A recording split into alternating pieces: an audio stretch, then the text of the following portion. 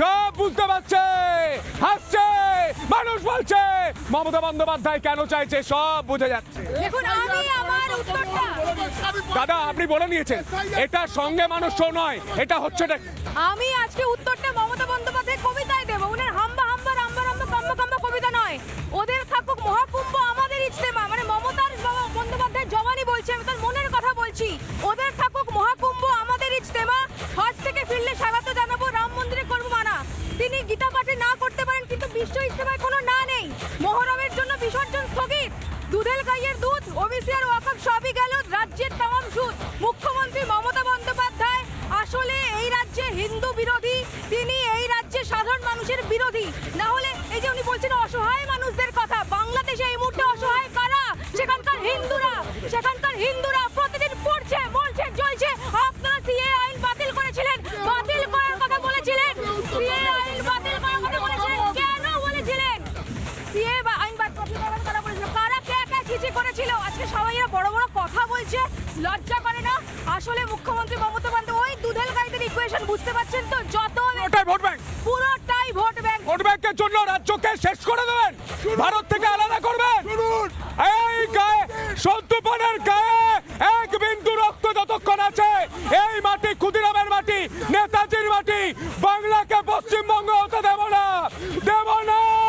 পশ্চিমবঙ্গকে বাংলাদেশ হতে দেব না, দেব না। আপনাদের চক্রান্ত করে এই পশ্চিমবঙ্গকে বাংলাদেশ হতে দেব না। কেন করছেন চক্রান্ত? শুনুন, কেন করছেন? আমরা মোদির মতো প্লিজ করবেন না, মোদি প্লিজ করবেন, পৌরবী নয়, প্লিজ করবেন। চার্চে গিয়ে আরো বড় বড় করছে, ওদিকে গির্জাগুলো ধ্বংস হচ্ছে। পারেন হিজাব পরে চলে যেতে পারেন, হিজাব পরে হিজাব। আমি দিদি জানতে চাই, হিন্দুরা বাংলাদেশে মার খাবে? এক মিনিট, আমি দিদি আলাদা হবেন। আমি জানতে চাই, বাংলাদেশে দীপু দাসকে জ্যান্ত জ্বালিয়ে দেবে, বাংলাদেশে হিন্দুরা মার খাবে, তাদের জন্য সিএ হবে, সিএর বিরোধিতা করবে তৃণমূল, তারপর মমতা বন্দ্যোপাধ্যায় বলবেন ওপার থেকে কেউ এসে খটখট করলে আমি তাকে থাকতে দেবো, তার মানে কি? ভোট ব্যাংক, পুরোটাই ভোট ব্যাংক। ওনার আমি একটা দুটো কথাই বলে দেয়, ওনার তো একটু প্রধানমন্ত্রী হওয়ার স্বপ্ন আছে, উনি হয়তো গ্রেটার বাংলাদেশ গঠন করে প্রধানমন্ত্রী হতে চাইছেন। আর উনি বলছেন তো নির্যাতনের কথা। আমরা কি করেছিলাম?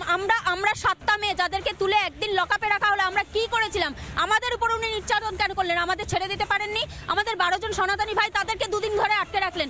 আমরা আজকে হাজরা মোড়ে বসে আছি, আমরা কি করেছিলাম যে আমাদের নির্যাতন করা হচ্ছে? উনি নির্যাতিতার কথা বলছে, কোথায় তারা? আমরা বাংলার মেয়ে নয়? আমরা বাংলায় বসবাস করি না? উনি কোথায় এখন? কোথায় আমাদের জন্য? আমাদেরকে কেন 7টা মেয়েকে এক রাত লকআপে রেখে দেওয়া হলো? কেন রেখে দেওয়া হলো? আমরা কি করেছিলাম? সমস্ত মিথ্যা প্রতিবাদ। একটা কথা হচ্ছে, সনাতন ধর্মকে ব্যবসার জায়গায় আনা হবে না। ব্যবসার জায়গা আপনারা সনাতন করছেন, ধর্মকে আপনারা ব্যবসা করছেন, ব্যবসা আপনারা করছেন, ব্যবসা আপনারা করছেন, আপনারা সনাতন ধর্মকে, ব্যবসা আপনারা করছেন, ধর্মকে ব্যবহার করছেন, ব্যবহার আপনারা করছেন।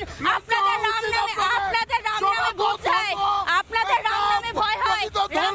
আরে রাম নামে কাদের আপত্তি হয়? ভূতেদের, ভূতেদের। মমতা বন্দ্যোপাধ্যায় জয় শ্রীরাম শুনে বলেছিলেন গালিগালাজ করছে। যেদিন রাম মন্দির প্রতিষ্ঠা, সেদিন তিনি কলকাতায় সম্প্রতির যাত্রা করছেন। করুন মমতা বন্দ্যোপাধ্যায়, আপনি করুন, আপনার ভোট ব্যাংকের জন্য করুন, কিন্তু প্লিজ এই পশ্চিমবঙ্গকে বাংলাদেশ হতে দেবেন না, প্লিজ হতে দেবেন না।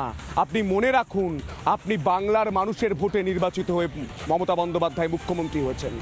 আপনি বাংলাদেশের অনুপ্রবেশকারীদের ভোটে জয় হয়ে জিতে মুখ্যমন্ত্রী হয়েছেন। নানা ধরনের কন্টেন্ট দেখার জন্য লাইক করুন, শেয়ার করুন আমাদের ফেসবুক পেজ, সাবস্ক্রাইব করুন আমাদের ইউটিউব চ্যানেল। পাশাপাশি অন্যান্য ব্রেকিং নিউজের জন্য অবশ্যই চোখ রাখুন রিপাবলিক বাংলায়।